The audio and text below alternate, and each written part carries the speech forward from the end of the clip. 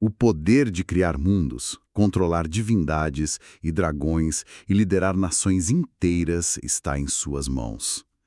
Com essa promessa, assim, bem humilde, a gente começa a nossa análise de hoje, que é focada no livro do mestre de Dungeons and Dragons. A ideia aqui é perder o medo desse livro, né? Porque tem muita gente que olha para a capa, vê o tamanho e já fica meio intimidada.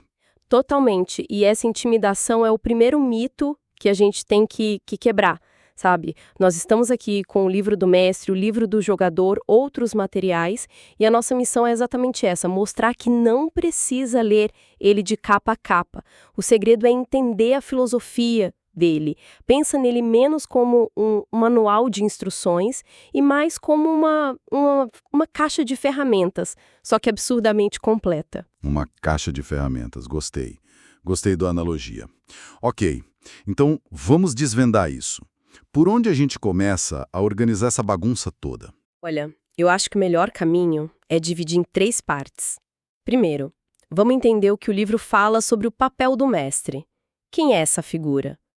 Depois, a gente mergulha de cabeça nessa tal caixa de ferramentas para ver o que tem lá dentro.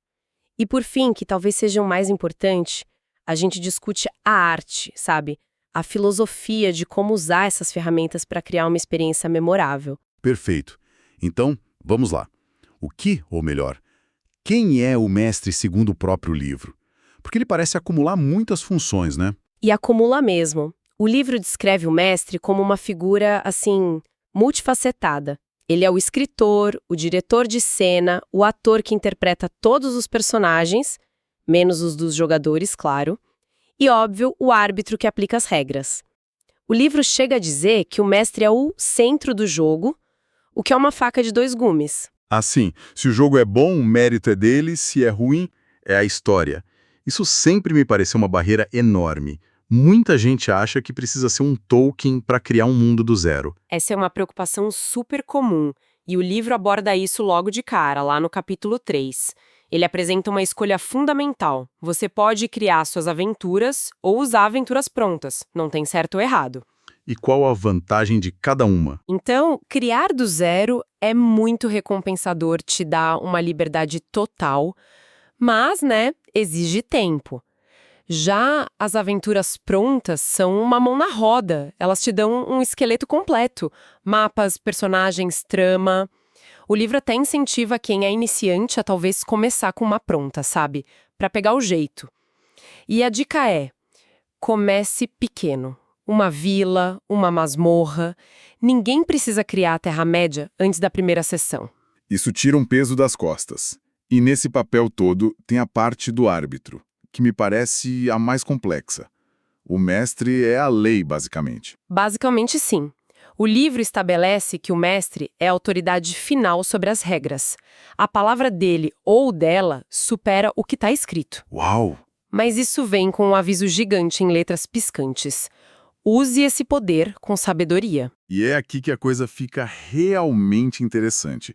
O livro dá ao mestre o poder de literalmente mudar as regras. Ele até oferece uma ferramenta para isso, a regra secreta do mestre, que eu achei genial pela simplicidade. A duplos 2-2, né? Essa mesma. Na dúvida se as condições são favoráveis, dá um bônus de +2 na rolagem. Se são desfavoráveis, -2. Isso evita que o jogo pare num momento de tensão só para procurar uma regra. Exatamente, é uma ferramenta para manter o fluxo. Mas isso me leva a uma pergunta que o próprio livro incentiva o mestre a se fazer sempre. Essa liberdade toda, ela não abre a porta para um mestre abusar do poder? Como que o livro sugere evitar que o jogo vire uma tirania do mestre? Essa é a questão de $1 milhão. E o livro dedica um bom tempo a isso. Ele aconselha que, antes de mudar qualquer regra para valer, o mestre se pergunte: por que eu estou mudando isso? Vai deixar o jogo mais divertido ou é só um capricho meu? E como isso vai afetar as outras regras? A palavra-chave aqui é consistência. Ah, consistência é tudo. Exato. Os jogadores precisam confiar que o mundo tem uma lógica, que as regras não vão mudar do nada só porque o mestre quer.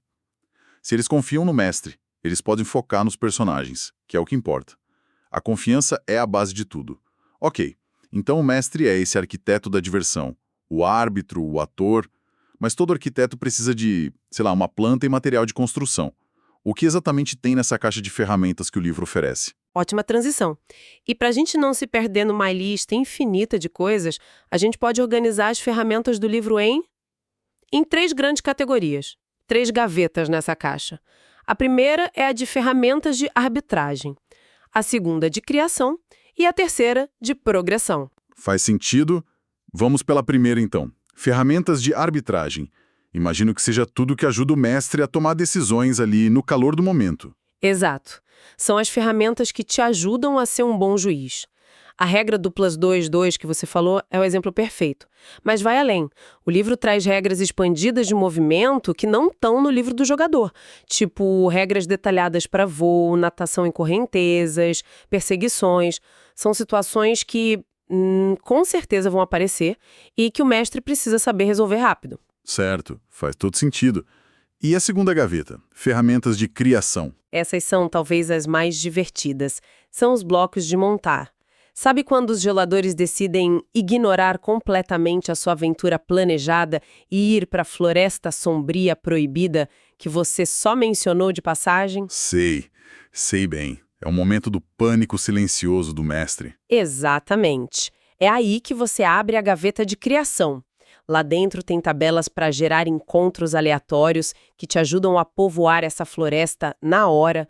Tem um guia completíssimo sobre como projetar masmorras com tipos de portas, paredes, armadilhas. E tem também os auxílios visuais que o livro meio que assume que você vai usar, como miniaturas e o famoso mapa quadriculado. Ah, o grid de combate. Eu sempre achei esse mapa uma parte essencial da experiência. Parece que materializa a imaginação, sabe? E a função é exatamente essa. Cada quadradinho ali representa 1,5 metro no mundo do jogo. Isso resolve 1000 problemas. Ajuda a definir quem está na linha de frente, qual é o alcance de uma magia, se o corredor é largo o suficiente. É uma ferramenta de criação que também serve para arbitragem. Ela traduz o que está na cabeça de todo mundo em algo concreto na mesa. E dentro dessa gaveta de criação, eu preciso dizer, a parte sobre os personagens do mestre, os PDMs, me chamou muito a atenção. É fácil pensar neles como simples bonecos para dar missões, mas o livro parece tratá-los como a alma do mundo. Ele chega a dar classes simplificadas para eles, como o combatente. Sim.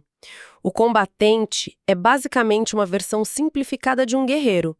É perfeito para você criar um grupo de guardas da cidade em 5 minutos, sem precisar fazer uma ficha completa para cada um. O livro te dá ferramentas para criar PDMs memoráveis com pouca coisa. Uma motivação, uma peculiaridade. É isso que faz o mundo parecer vivo, habitado por pessoas e não por robôs de videogame. E essa filosofia se estende para a criação de mundos inteiros. O livro te dá ganchos para pensar em como seria uma sociedade governada por magos, ou uma teocracia. Legal. E a terceira gaveta? Ferramentas de progressão. Essa é a gaveta do longo prazo. São as ferramentas que garantem que a campanha continue interessante e equilibrada da primeira até a última sessão. Aqui entram as diretrizes sobre como distribuir pontos de experiência e tesouros.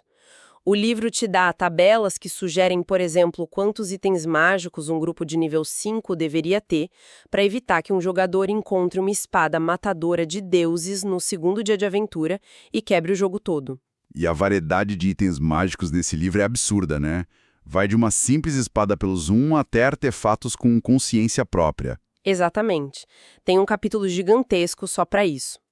E também as classes de prestígio, que são especializações que os personagens podem pregar em níveis mais altos. Tudo isso são ferramentas de progressão, pensadas para manter os jogadores engajados, sentindo que seus personagens estão evoluindo. Beleza, já vimos o que é o mestre, vimos as ferramentas, mas, assim, ter um martelo e pregos não te faz um carpinteiro. Como que o livro ensina a usar tudo isso? Qual é a filosofia por trás da arte de mestrar? Essa é a transição perfeita, porque o livro deixa bem claro que as regras e tabelas são só metade da história. A outra metade é a performance, a condução da mesa. E talvez o conselho mais repetido ao longo do livro seja: mantenha o jogo em movimento. O ritmo e a diversão são mais importantes que a precisão absoluta das regras.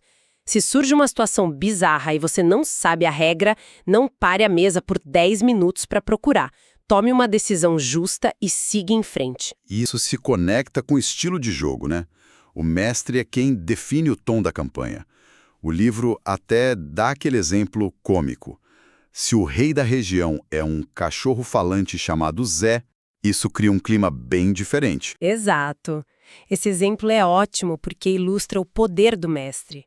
Se ele descreve o rei como um cão falante e atrapalhado, a campanha tende para comédia. Se o rei é um tirano sombrio que executa traidores em praça pública, o tom é completamente outro. O livro ensina que o mestre é o guardião do tom e do gênero da história, seja terror, fantasia épica, mistério, o que for. E ele dá dicas práticas para criar essa atmosfera. Além de ter um cachorro-rei, claro. Sim, várias. Coisas simples, mas que funcionam. Usar música, por exemplo. Uma trilha de filme de ação para o combate, uma música calma para a exploração. Outra dica é usar a própria voz. O livro sugere um exercício. Comece a descrever uma sala silenciosa num tom baixo e, no meio da frase, aumente o volume e grite. E um gigante arromba a parede na sua frente. O susto na mesa é garantido. Haha, genial. Isso me leva a outro ponto. Conhecer o público, ou seja, os jogadores. O livro fala sobre a importância de o mestre se adaptar ao grupo. Fundamentalmente, ele sugere que o mestre tenha cópias das fichas dos personagens, não para controlar, mas para entender o que eles podem fazer e o que os motivam. O mestre que sabe que a paladina do grupo tem um ódio mortal por mortos-vivos pode criar uma aventura numa cripta que vai ser muito mais pessoal para aquela jogadora, sabe? Conhecer o grupo e registrar os eventos da campanha num calendário para manter a cronologia são práticas que o livro recomenda muito. E tem uma parte que eu achei muito prática, que são as regras da mesa. Que não são regras do jogo, mas de convivência. Sim, e isso é genial, porque previne muitas discussões. O livro incentiva o mestre a sentar com o grupo na sessão zero e definir essas coisas. Por exemplo, o que acontece com o personagem de um jogador que faltou? Ele some. O que acontece se um dado cai no chão? Vale. Quais livros de regras são permitidos? Combinar o jogo antes evita a briga no meio da partida. E chegamos no tópico talvez mais delicado de todos, que o livro aborda com uma honestidade surpreendente. A ideia do mestre trapacear, de mudar o resultado de um dado secretamente. Ah, o famoso fudge roll. É o grande dilema ético do mestre. O livro reconhece que, às vezes, isso pode ser necessário para o bem da história. Eu confesso que já fiz isso. Um monstro deu um golpe crítico que mataria um jogador novato no primeiro combate da vida dele. Seria uma morte tão aleatória, anticlimática. E aí? Eu secretamente transformei aquele crítico num acerto normal. A história ficou melhor por causa disso. Faz todo sentido. Mas qual é a recomendação do livro sobre isso? Qual é o limite? O livro é muito claro. A recomendação é: os jogadores precisam acreditar que seus personagens estão sempre em perigo real. A confiança é a moeda mais valiosa na mesa. Se eles sentirem que o mestre está protegendo eles demais, que os dados não importam, o jogo perde a graça, a tensão, a conquista some. Então a trapaça deve ser rara, invisível e sempre a serviço da história, nunca para punir ou favorecer alguém. A percepção do risco tem que ser mantida a qualquer custo. Recapitulando essa nossa jornada, então, fica muito claro que o livro do mestre é bem mais que um manual de regras. É um guia completo para se tornar um arquiteto de histórias, um diretor de cena, um ator e um árbitro justo. Ele te dá as ferramentas, a matéria-prima, mas também ensina a arte da carpintaria. Exatamente. Então, o que tudo isso significa? Significa que o verdadeiro poder do mestre não está em decorar cada regra ou tabela.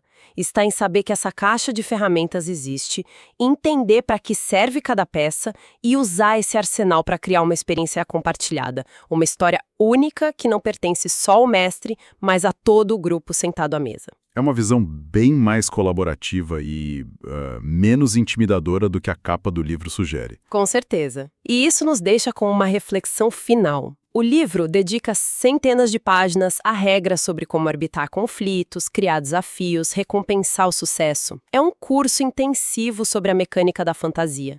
Mas, depois de absorver tudo isso, a pergunta que fica para quem segura este livro não é sobre regras ou tabelas. A verdadeira pergunta é: qual é a primeira história que você quer contar?